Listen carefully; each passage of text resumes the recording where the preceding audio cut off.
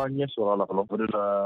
kunu siratigɛ min kɛra a bɛ sen na hali bi hakili la dɔw ye weleliw kɛ k'a fɔ ko vraiment an ka lajɛ a bɛ se ka wuli cogo min na donc an y'a yir'u la k'a fɔ tuma caman ni n'a ɲɔgɔn kɛra delili bɛ kɛ bɛn bɛ sɔrɔ an b'a wuli bon fo tɛ ɲɛnabɔ an ko bi an ka laɲini ye min ye f'a dɔ la kelen ka kɛ min bɛ an ɲɛfa n'o tɛ dɔrɔn vraiment a wulili a tɛna se ka kɛ k'a daminɛ kunu kana bila bi la dɔ de bɛ fara mobilisation de kan dɔw b'a yira k'a fɔ bɛɛ de kɔrɔlen bɛɛ sɛgɛnnen don an bɛ o lahala bila bi sɔgɔmada in na k'a fɔ ko mɔgɔw sɛgɛnna sɔrɔ minnu déjà ni ye adamadenw dalen ye a yɔrɔ la c'est-à-dire i b'a ye k'a fɔ vraiment wulila fɛn na fɛn min bɛ wulili bɔ donc an b'o niveau de la hakili a wuli ka jɛ kɔni a ma se mɔgɔ ka aw bɛ ka waleya min kɛ nin ta tɛna dankari hakɛ sariya ko dɔw la a kɔlɔlɔ tɛna bila fɛnɛ aw ka sigida ninnu sɔrɔ sira ninnu kan ani mɔgɔw ka dumuni ko sɔrɔtaw kan an miirila o la kosɛbɛ mais adamaden nin de fɔlɔ n'i y'a i bɛ baara ɲini n'i y'a i bɛ sɔrɔ ɲini o y'a sɔrɔ i bɛ nin na de an ka wuli ka jɔ in c'est-à-dire nin ko de don mɔgɔ minnu somɔgɔ minɛnen don an balimaw an jɛɲɔgɔn minnu bɛ bolo la n'i y'u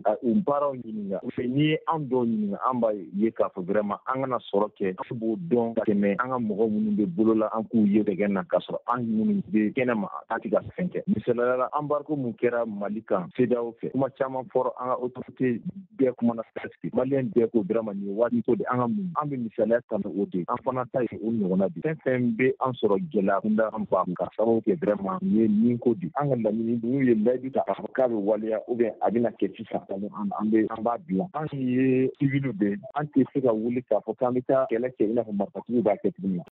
Ne tɔgɔ de ko Awa Gilo ne bɛ Bankasi jeunesse bureau de kɔnɔ n'o ye sifinnakaw ye an minnu ye Bankasi sifinnakaw cɛman ni musomanw ye surtout an musomanw an degunnen don nin situation kɔnɔ depuis 2021 sira t'an bolo ni voyage tɛ kɛ an b'a kɛ cogo di ko mɔgɔw ta ni Bankasi yɛrɛ population ta a n'a commune k'a fara ɲɔgɔn kan jeunes minnu b'u bolo sifinnakaw cɛman ni musomanw a bɛ mɔgɔ 60 bɔ an cɛw b'a la an faw b'a la an denw b'a la n'an cɛ tɛ yen nɔ du kɔnɔ jɔn de bɛna an dɛmɛ ka di occuper anw na degun b'an kan don o don an ni Mali ɲɛmaaw an bɛ sigi ka fɔ kɛ solution bɛ proposer don o don o erreur kelen de k'an saba bɛ se ka minɛ naani bɛ se ka minɛ tiɲɛ yɛrɛ la an kɔni nin situation kɔnɔ an degunnen don a yɔrɔ kelen de attaque nin bɛ kɛ yen don o don enlèvement bɛ kɛ yen don o don pour nin siratigɛ nin an b'a kɛ fɛn wɛrɛ kama depuis 2021 jusqu'à 2024 an bɛ nin degun de kɔnɔ est-ce que autorité mɔgɔw n'u bɛ se ka faamaw lana an ka yɔrɔ la ka sigi entre Paris et Sɔnbiya ka poste dɔ sigi yen nɔ ou bien u bɛ se ka faamaw tugu an ka karibuw kɔ ka taa n'u ye Sevare ka segin ka na olu ka se ka an dɛmɛ an b'o de kɔnɔ ni an fana tɛ malidenw ye ou bien ni Mali yɛrɛ mɔgɔw tɛ anw na u k'a fɔ an ɲɛna an yɛrɛ k'an yɛrɛ ta